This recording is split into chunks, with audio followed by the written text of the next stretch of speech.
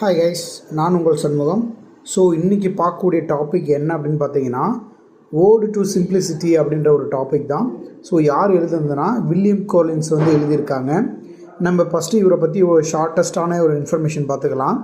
So William Collins வந்து பார்த்திங்கன்னா 1721 1759 வாழ்ந்த ஒரு ரைட்டர். ஓகேங்களா?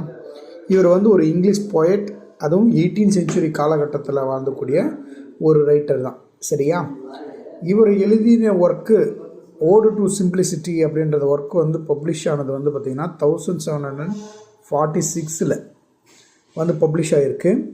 எந்த ஒர்க்லேருந்து அதை எடுத்திருக்காங்க அப்படின்னா, ஓட் ஆன் செவரல் டிஸ்கிரிப்ட் and is an allegorical subject அப்படின்ற இதுலேருந்து அது எடுக்கப்பட்டிருக்கு. என்ன ஒர்க் அப்படின்னா, ஓடு டு சிம்பிளிசிட்டி அப்படின்ற ஒர்க்கு. ஓகேங்களா? இவர் எழுதின ஒர்க்கு வந்து நிறையா இருக்குது. ஓடு டு ஈவனிங், ஓடு டு ஃபியர் அப்படின்ற நிறைய ஒர்க் வந்து எழுதியிருக்காரு. ஸோ அது மட்டும் இல்லாமல் இந்த ஓடு டு சிம்பிளிசிட்டியோட பேக்ரவுண்டு என்ன அப்படின்னு பார்த்தீங்கன்னா, இஸ் அண்ட் கல்ச்சுரலை பேஸ் பண்ணி எழுதியிருக்காரு. 18th century காலகட்டத்தில் இருக்கக்கூடிய கல்ச்சரை பேஸ் பண்ணி எழுதியிருக்காரு இந்த போயம். ஸோ அது மட்டும் இல்லாமல் நம்ம இந்த ஓடு டு சிம்பிளிசிட்டின்ற போயம் வந்து பார்த்திங்கன்னா மெயின் தீம் எதை ஃபோக்கஸ் பண்ணி இருக்குது அப்படின்னா, டோட்டலாக இருக்கக்கூடிய ஒரு விஷயம் என்ன அப்படின்னா, இந்த மக்கள் எல்லாருமே வந்து இந்த ஹம்பிள் சிம்பிளிஃபையை யாரும் வாழ விரும்புறதில்ல. எல்லோரும் லைக் டு இஸ் ஆர்டிஃபிஷியல் அப்படின்னு சொல்கிறாரு. ஆர்டிஃபிஷியல் அப்படின்னா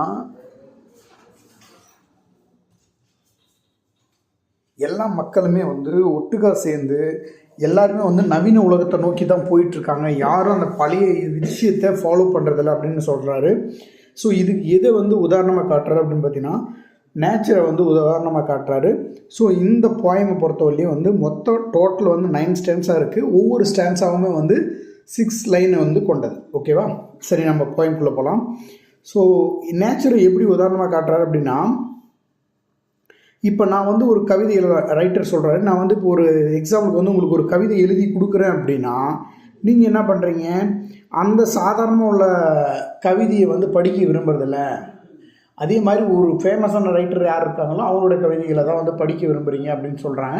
ஸோ அது மட்டும் இல்லாமல் என்ன சொல்கிறாரு அப்படின்னா, நேச்சர் பேஸ் பண்ணியிருக்கக்கூடிய ஒரு விஷயம் என்னென்னா, இயற்கையை வந்து எல்லாருமே ரசிக்கிறாங்க.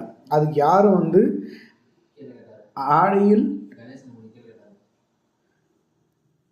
அதுக்கு வந்து பார்த்திங்கன்னா யாரும் ஆட போகிறதில்ல, அணிகலன் யாருமே போட்டுக்கிறதில்ல. ஆனால் ஹியூமன் பீயிங் நாம் என்ன பண்ணுறவங்க, ஒவ்வொன்றுக்கும் ஆடை அணிகலன் எல்லாமே போட்டுக்கிறங்க அப்படின்னு சொல்கிறாங்க.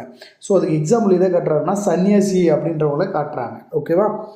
ஸோ இந்த போயம் வந்து என்னன்னு சொல்கிறாரு அப்படின்னா, டோட்டலாக வந்து எல்லாருமே சிம்பிளாக இருக்க பழகிக்கோங்க அப்படின்ற ஒரு விஷயத்தை மையமாக வச்சு தான் நமக்கு இந்த போயம் வந்து சொல்கிறாரு. நம்ம டோட்டலாக வந்து ஷார்ட்டாக இந்த போயம் வந்து முடிக்கலாம். ஸோ ஃபஸ்ட்டு மொத்தம் 9 ஸ்டான்ஸஸ் சொன்னாங்களா. ஃபஸ்ட்டு எப்படி ஆரம்பிக்கிறார் அப்படின்னா, அந்த நேச்சரை பார்த்து வந்து திகைப்பாக பார்க்குறாரு. எதுக்காக அப்படின்னா, அது வந்து பார்த்திங்கன்னா அதோட பர்த்து எப்படி இருக்குது அப்படின்னு பார்த்தீங்கன்னா, இட்ஸ் ஜென்யூன் அப்படின்னு சொல்கிறாங்க. பியூர், அதாவது ஒரு பிறந்த குழந்தை எப்படி இருக்குமோ அது மாதிரி தான் அந்த இயற்கையானது வந்து அப்படி இருக்குது அப்படின்னு சொல்லலாம். அது மட்டும் இல்லாமல் அந்த மலையில் இருக்கக்கூடிய வைல்டு எப்படி இருக்கும் அப்படின்னா, ஒரு அதோட அழகை பார்க்குறதுக்கு வந்து சின்ன குழந்தை பிறந்தா எவ்வளோ அழகாக இருக்குமோ, ஸோ அதே மாதிரி தான் வந்து இந்த நேச்சர் வந்து இருக்குது. ஸோ அதே மாதிரி நீங்கள் என்ன பண்ணுங்க அப்படின்னா, என்னுடைய கவிதையும் வந்து எப்படி இருக்கணும் அப்படின்னா, உன்னை பார்க்குறதுக்கு எவ்வளோ அழகாக நேச்சராக இருக்கியோ அந்த இயற்கையை, அதே மாதிரி என்னுடைய கவிதையை பார்க்குறதுக்கு எப்படி இருக்கணும், ரொம்ப சிம்பிளாகவும் ரொம்ப அழகாக இருக்கணும் அப்படின்னு சொல்கிறாங்க. அது மட்டும் இல்லாமல் நீ வந்து எப்படி இருக்குது அப்படின்னா, நேச்சர்ன்றது வந்து ஒரு சன்னியாசி போல் இருக்குது. ஸோ அது மட்டும் இல்லாமல் ஒரு இள மங்கை அப்படின்னு சொல்கிறாங்க. ஆக்சுவலாக வந்து என்னென்னா 18 வயது பருவமுடைய பெண். ஸோ அவ்வளோ அழகாக இருக்காங்க. அது மட்டும் இல்லாமல் கடல் கன்னி போல் வந்து நீ இருக்க, அது நீதி தேவதை போலையும் நீ இருக்க. ஸோ அதே மாதிரி என்னுடைய போயமை படிக்கிற மக்களும் எப்படி இருக்கணும், அவ்வளோ புத்துணர்ச்சியாக இருக்கணும் அப்படின்னு வந்து சொல்கிறாரு. அது மட்டும் இல்லாமல் ஃபைனலாக என்ன சொல்கிறாரு அப்படின்னா, எல்லா நாட்டில் இருக்கக்கூடிய எல்லா மக்களும் என்ன நினைக்கிறாங்க அப்படின்னா, நாமளும் வந்து அரசனாகணும், முதலாளி ஆகணும் அப்படின்னு எல்லாருமே விரும்புகிறாங்க. ஆனால் யார் எல்லா மனிதர்களும் எதை விரும்புகிறாங்க அப்படின்னா, உன்னை மட்டும்தான் விரும்புகிறாங்க, நேச்சர்ன்ற ஒன்று விரும்புகிறாங்க.